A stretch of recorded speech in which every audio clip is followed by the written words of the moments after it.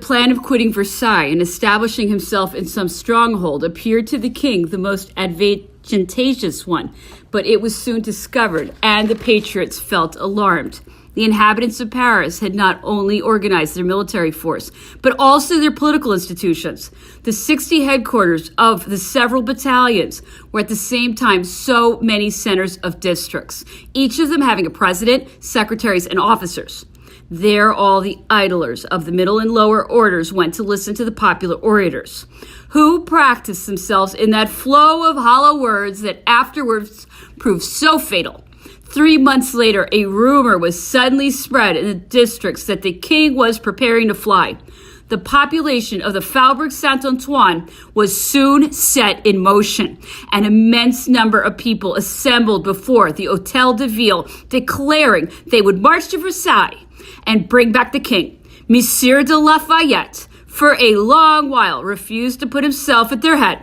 But at last, intimidated by their threats and foreseeing that they would otherwise do without him, he sent word to the principal officers of the National Guards, inviting them to lead to Versailles all the reasonable citizens they could collect to prevent, if possible, the fatal consequence he but too clearly anticipated from these disturbances.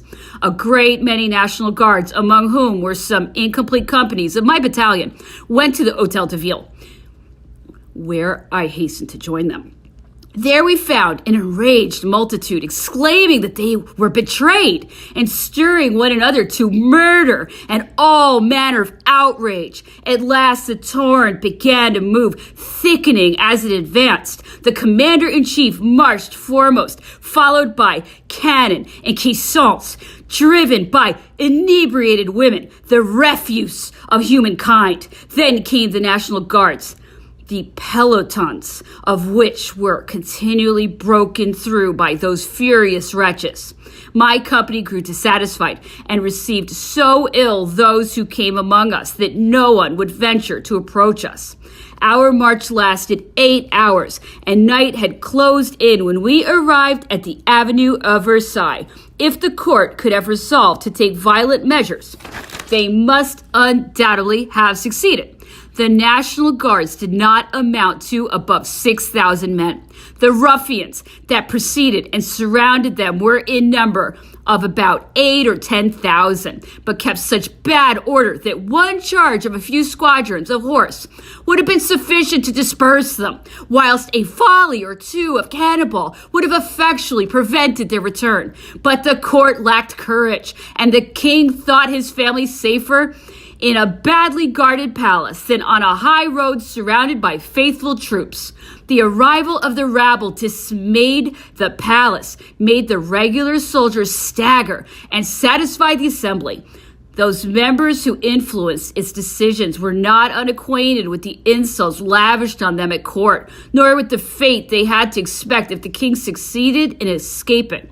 The courtiers openly acknowledged that the most disgraceful death awaited the members who had begun to distinguish themselves in the contest.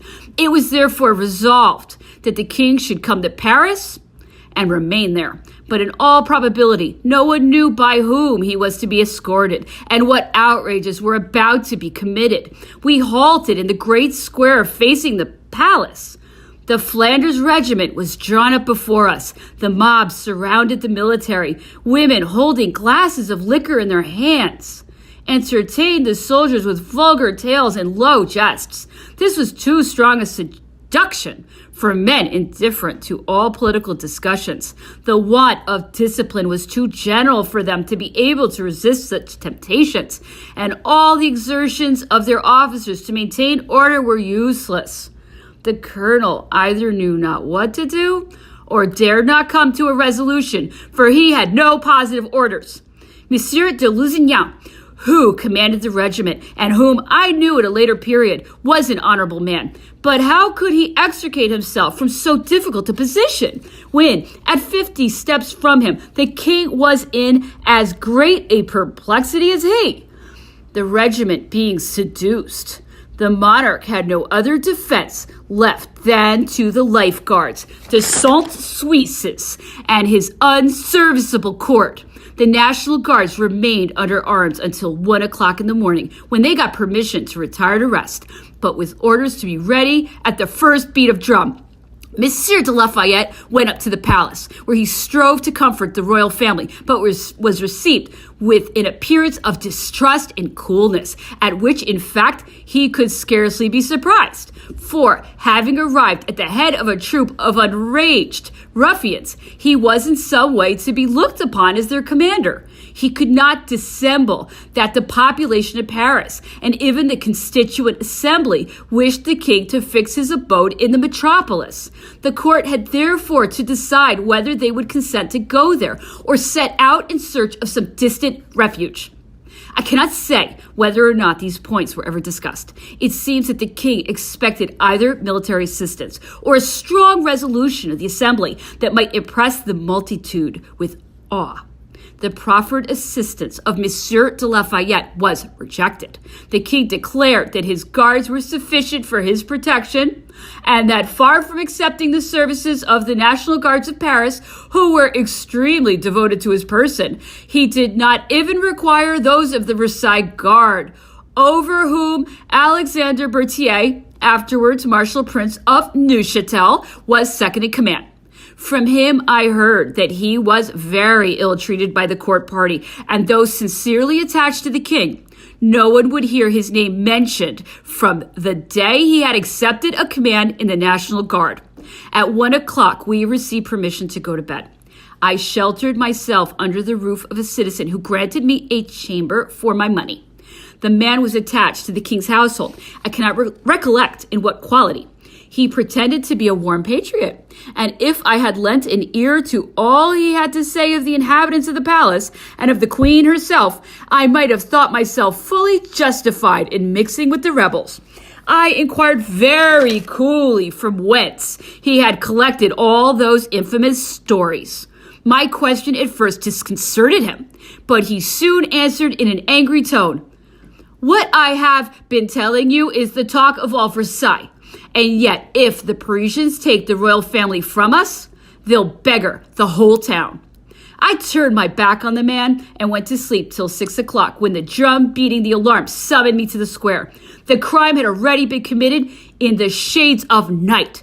The report was that the wretches had entered the palace by a secret and feebly guarded door, that they had murdered the guards that defended it, and pursued the queen to her bedchamber, from whence she had but just time to escape to the king's apartments.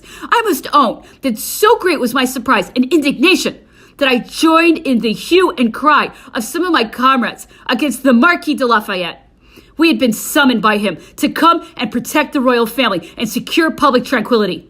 Why then were we left to be witnesses of such horrible crimes? Why had we not been employed? Could there have been any doubt entertained of our fidelity? Surely 1/2 of the 6,000 men we mustered would have been sufficient to defend the palace, and would not have been overawed by an ill-armed rabble, exhausted at once by fatigue and intoxication. But it was too late. The victims had fallen, and those who were doomed to perish next were as yet beyond their reach. The lifeguards had barricaded themselves round the king's apartments. Their resistance had dismayed the assassins and given General Lafayette time to come up. He took all the military he fell in with, and the rabble filled the marble court, rending the air with their savage cries. I remained long in suspense concerning the general's conduct during that fatal night. The details of the proceedings, instituted a short time afterwards against many persons who perhaps were not guilty, appeared to me far from satisfactory. I learned the truth at a later period, and Madame de Staël has published it in her memoirs. The whole misfortune was owing to the aversion of the court to the Marquis de Lafayette, to the stupid opinion still entertained that the royal family was sacred in the eyes of the multitude, who would not dare to look them in the face, and above all to the foolish presumption of the nobility, who wished to preserve their exclusive privilege of defending their sovereign. Monsieur de Lafayette had insisted on guarding the palace with his faithful troops, and I ventured to assert that he had brought with him all the members of the National Guards, who were most distinguished for their honorable feeling, courage, and loyalty. But his offers were coolly and sarcastically rejected. However, notwithstanding that refusal and the insults that accompanied it, the general did not give way to culpable confidence. He visited the posts and showed himself everywhere until midnight. Tranquility then prevailed on all sides. The rabble lay dispersed and asleep. At 2 a.m, the deepest silence reigned in the courts, the great square, and the streets of the capital. Nothing seemed to forebode the approaching outrages. The palace was attacked a little before daybreak. All eyewitnesses have declared that the mob entered by one of the communication doors which had been left open. The unfortunate lifeguards who defended it did their duty, for they were killed at their posts. But why was that door open, so near to the Queen's apartments? The palace being of a vast extent, the lifeguards were not sufficiently numerous to protect it effectually. But then why not close all the outlets? Or rather, why not augment the guard with all the loyal persons that could be found? Why, at the moment of attack, were not 10,000 swords drawn by that nobility, so clamorous in their speeches, but who never knew how to defend the king they so bitterly regret? Emigration had at that time not yet commenced. They were in Paris, Versailles, and the environs, more than 20,000 noblemen devoted by feelings of honor and interest to the defense of the throne and the life of the monarch, notwithstanding which Louis XVI was forsaken by them on that fatal day, the plans of which had been openly arranged and proclaimed by those whose real aim was undoubtedly the murder of the royal family. I have not yet done with the nobility. Their conduct on other occasions was more disgraceful than on this. The mob crowded in the marble court and, wandering on the outside of the palace, began to express again their designs with frightful howlings. To Paris, were the first cries. Their prey was promised them, and then fresh cries ordered the unfortunate family to appear on the balcony. The queen showed herself, accompanied by her children. She was forced by threats to send them away. I mixed in with the crowd and beheld for the first time that unfortunate princess. She was dressed in white. Her head was bare and adorned with beautiful fair locks. Motionless and in a modest and noble attitude, she appeared to me like a victim on the block. The enraged populace were not moved at the sight of woe in all of its majesty. Imprecations increased, and the unfortunate princess could not even find a support in the king, for his presence did not but augment the fury of the multitude. At last, preparations for departure did more towards appeasing them than promises could have done, and by 12 o'clock, the frightful procession set off. I hope such a scene will never be witnessed again. I have often asked myself how the metropolis of a nation so celebrated for urbanity and elegance of manners, how the brilliant city of Paris could contain the savage hordes I that day beheld, and who so long reigned over it. In walking through the streets of Paris, it seemed to me the features even of the lowest and most miserable class of people do not present to the eye anything like ferociousness or the meanest passions in all their hideous energy. Can those passions alter the features so as to deprive them of all likeness to humanity? Or does the terror inspired by the sight of a guilty wretch give him the semblance of a wild beast? These madmen, dancing in the mire and covered with mud, surrounded the king's coach. The group that marched foremost carried on long pikes the bloody and disheveled heads of the lifeguards butchered in the morning. Surely Satan himself first invented the placing of a human head at the end of a lance. The disfigured and pale features, the gory locks, the half-open mouth, the closed eyes, images of death, added to the gestures and salutations the executioners made them perform, in horrible mockery of life, presented the most frightful spectacle rage could have imagined. A troop of women, ugly as crime itself, swarming like insects and wearing grenadiers' hairy caps, went continually to and fro, howling barbarous songs, embracing and insulting the lifeguards. This scene lasted 8 hours before the royal family arrived at the Place de Grève and alighted at the Hôtel de Ville, their first resting place during protracted misery that terminated some years afterwards in a horrible death. Thus terminated the memorable 6th of October, a day during which it is difficult to decide what is most to be regretted, the imprudent weakness of the king or the terrible necessity that forced the representatives of a noble nation to trample on the sacred rights of humanity and the majesty of the throne for the accomplishment of their grand design. The impression that frightful spectacle made on me taught me that nature had not designed me to play a part in the revolution and that I ought to keep carefully aloof from it. But the sight of the queen so shamefully insulted and the fate that was preparing for her august children inspired in me feelings of loyalty which grew stronger every day. I could not bear to think of the situation of the royal family, and the success of the patriots had caused them to show a presumptuous exultation which made me hate them. At that period, a lucky circumstance allowed me to resume my studies. The convents were suppressed, and a friend of my father got me admitted among some persons chosen to make out the catalogue of the monks' library. Sometime afterwards, Monsieur d'Ormesson Demoiselle, one of the presidents of the Parliament of Paris, who had been appointed king's librarian, wished to employ a well-informed and laborious young man. I was introduced to him. He received me with a kindness that delighted me. He had been told that I knew a little Greek. He was himself deeply versed in that language. And, to try my knowledge, he laid before me a Xenophon in 2 columns, Latin and Greek. I blushed at the sight of the formidable book. The hero himself, during his celebrated retreat of the 10,000, never was more perplexed than I. However, my courage revived when I looked at the president, whose amiable features inspired me with confidence.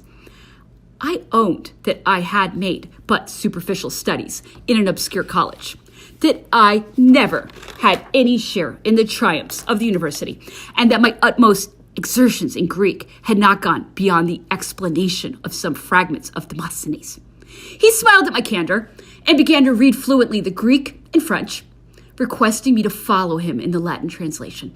During the time, he placed his hands between the 2 columns so that I might see he made no use of the Latin. I could scarcely follow him. I had never met with so learned a Greek scholar, and I expressed openly my admiration. He appeared satisfied with me, partly perhaps because he was so with himself, and he promised to provide for me. I felt completely happy. A part of the day was spent among dusty old books, but I passed every morning a few hours with Monsieur d'Ormesson. All I had to expect through his influence was merely an inferior employment in the king's library, but I looked upon that as the highest pitch of good fortune, and often since, when in the most brilliant situations, I have sighed in thinking of the sweet obscurity I had been promised. We were then far from entertaining an idea that the same scaffold was designed for both of us, and in conscience, I must own, for having both done our duty. The painful gratitude with which I remember the kindness of that respectable gentleman will last as long as I live. I never hear the name Ormesson without emotion, and whenever chance brought me in presence of some person of his family, I felt an involuntary wish to address him, to speak of his unfortunate relation, and to solicit his friendship.